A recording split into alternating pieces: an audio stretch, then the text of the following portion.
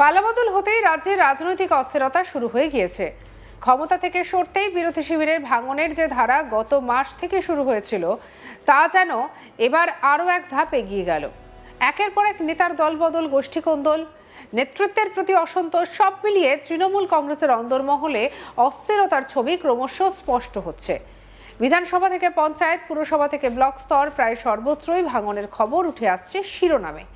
তবে এবার যা ঘটলো তা শুধুমাত্র দলবদল নয়, রাজনৈতিক মহলে তৈরি হয়েছে নতুন করে জল্পনা। কারণ এতদিন তৃণমূল ছেড়ে কেউ বিজেপিতে যোগ দিচ্ছেন, আবার কেউ রাজনৈতিক দূরত্ব বজায় রাখছিলেন। কিন্তু এবার জোড়া ফুল ছেড়ে সরাসরি হাত শিবিরে নাম লেখানোর ঘটনায় নতুন করে চর্চা শুরু হয়েছে উত্তরবঙ্গের রাজনৈতিক মহলে। প্রশ্ন উঠছে, তাহলে কি তৃণমূলের ভিত আরও নড়বড় হচ্ছে, নাকি বিরোধী রাজনীতিতে তৈরি হচ্ছে নতুন করে মেরুকরণ? ঘটনাটি ঘটেছে মেখলিগঞ্জ বিধানসভা এলাকার মেখলিগঞ্জ পুরসভায়, যেখানে তৃণমূল কংগ্রেসের পুরপ্রধান তথা চেয়ারম্যান প্রভাত পাটানি বড়সড় রাজনৈতিক সিদ্ধান্ত নিয়ে দলত্যাগ করলেন। শুধু তিনি একাই নন, তার সঙ্গে আরও 5 জন কাউন্সিলরও তৃণমূল ছেড়ে যোগ দিয়েছেন কংগ্রেসে।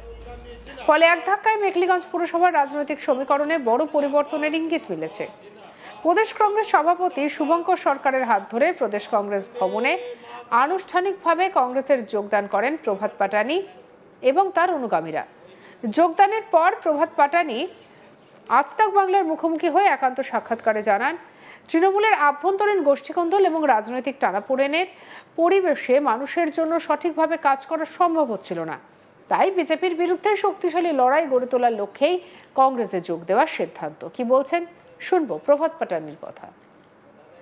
আজকে সাধারণ মানুষের হয়ে কথা বলার জন্য, সাধারণ মানুষের হয়ে আন্দোলন করার জন্য আমাদের কাছে আর কোনো উপায় ছিল না জাতীয় কংগ্রেস জয়েন করা ছাড়া। কারণ আজকে মূল বিরোধী শক্তি যেটাতে আমি ছিলাম, তৃণমূল কংগ্রেসকে দেখি, তৃণমূল কংগ্রেসের যে অন্তর্কন্দল, ভিতরে ভিতরে যেটা একটা গোষ্ঠীদ্বন্দ্ব বা কোন্দল চলছে, সেই কোন্দল থেকে বের হওয়াটাই বর্তমানে খুবই কঠিন। তাই সাধারণ মানুষের হয়ে রাস্তায় নেমে আন্দোলন করা থেকে শুরু করে হকারদের জন্য আন্দোলন করা, সেটা শুধুমাত্র আমাদের পশ্চিমবঙ্গে আমার মনে হয় কংগ্রেসই পারে। রাহুল গান্ধীজির নেতৃত্বে ভারতবর্ষে যেভাবে বিজেপির বিরুদ্ধে, নাথুরাম গোডসে আরএসএসের বিচারধারার বিরুদ্ধে লড়াইটা আমরা করছি, গান্ধীজির বিচারধারা, নেতাজির বিচারধারা, বি.আর. আম্বেদকরের বিচারধারা নিয়ে আমরা এই আন্দোলনে নেমেছি।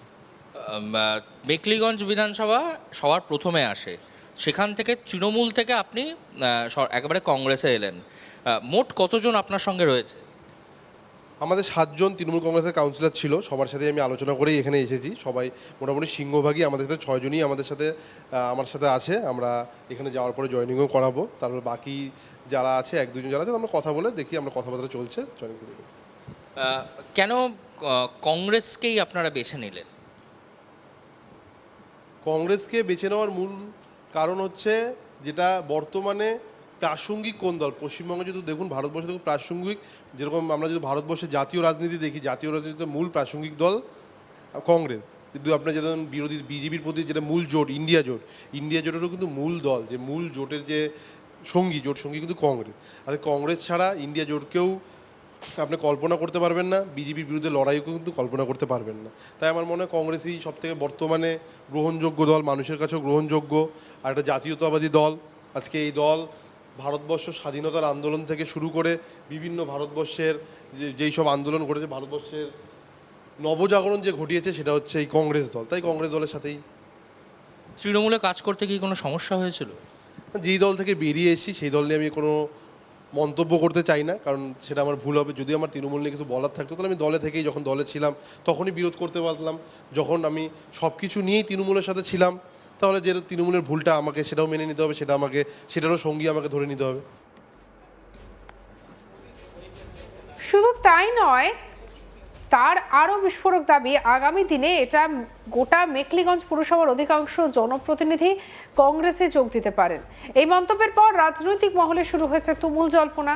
তাহলে কি মেখলিগঞ্জে তৃণমূলের সংগঠনে বড়সড় ধাক্কা আসতে চলেছে, নাকি এই যোগদানই উত্তরবঙ্গে কংগ্রেসের সংগঠনকে নতুন অক্সিজেন দেবে?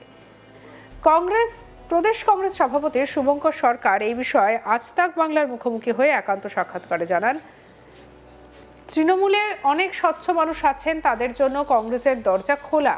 দলে দলে মানুষ এখন কংগ্রেসে যোগ দিচ্ছেন। বিজেপির বিরুদ্ধে একমাত্র লড়াই করতে পারে কংগ্রেস।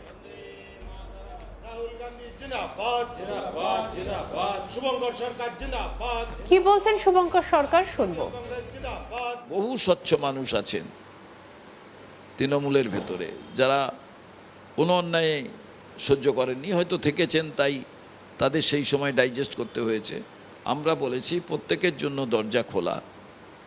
এবার আসবেন সেই সমস্ত মানুষেরা, আবার রিপিট করছি, যাদের মনের ভেতরে কোনো ভয় নেই, এবং সেই সব মানুষেরা আসছেন র্যাঙ্ক অ্যান্ড ফাইল, একেবারে বুথ থেকে অঞ্চল থেকে সবাই কংগ্রেসে জয়েন করছেন। তার প্রমাণস্বরূপ আজকে দেখলেন। তো আমরা একটা কথা বারে বারে বলছি, দরজা জানলা সবার জন্যে খোলা। যারা করাপ্টেড, যারা দুর্নীতির সঙ্গে যুক্ত, তারা ভালো করে জানেন যে আমরা কংগ্রেসের কাছে যাব না। অতএব যারা আসছেন না, তারা এই কারণেই আসছেন না, বা যারা দেখা যাচ্ছে যে বিজেপির অঙ্গুলি হেলনে কাজ করছেন, তারাই। বাকি যারা, তারা আসবেন। আর তৃণমূলের এই আলাদাভাবে শ্যাডো তৈরি করে প্রাসঙ্গিক করে রাখার কৌশলটা বিজেপি নিজেরাই নিয়েছে, নিজেদের স্বার্থে। যা কিছু কাজ করার পর ওদের দিয়ে বলাবে না ঠিকই আছে। কংগ্রেসকে ওরা ভয় পায়, কংগ্রেসকে ভয় পায়। তার কারণ ওরা ভালো করে জানে যে আজকে পুরো মিথ্যাচারের উপরে, জুমলার উপরে এই কেন্দ্রীয় সরকারটি আছে। এবং এই যে রাজ্য সরকার, এই রাজ্য সরকার সরকারি কাজ শুরু হওয়ার পর কনস্ট্রাকটিভ হয়ে তারা তাদের পথ চলা শুরু করেনি, তারা ডিস্ট্রাকটিভ ওয়েতে তাদের পথ চলা শুরু করেছে।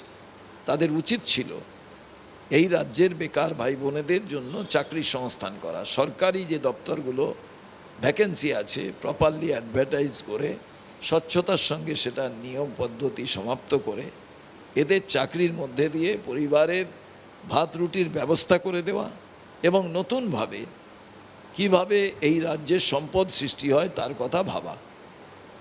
পরে ডিস্ট্রাকটিভ অনেক কাজ আছে, করা যেত, অসুবিধার কিছু ছিল না। এত তাড়াহুড়োর কিসের ছিল? এই সরকার একটা ভীতি, একটা ভয়ের পরিবেশ তৈরি করতে চাইছে, যাতে ওদের বিপক্ষে কেউ আওয়াজ তুলতে না পারে। এটা কি বাস্তবসম্মত? কি প্রয়োজন ছিল যে আজকে শ্যাডো বিরোধী দল তৈরি করা? বিরোধী দল মানে তো কনস্ট্রাকটিভ হয়ে তোমার বিরোধিতা করবে, তার থেকে সরকার চেক অ্যান্ড ব্যালেন্স করবে। সঙ্গে রাখুন আজ তাক বাংলাকে। আপনার মতামত জানান কমেন্ট সেকশনে, সাবস্ক্রাইব করতে ভুলবেন না।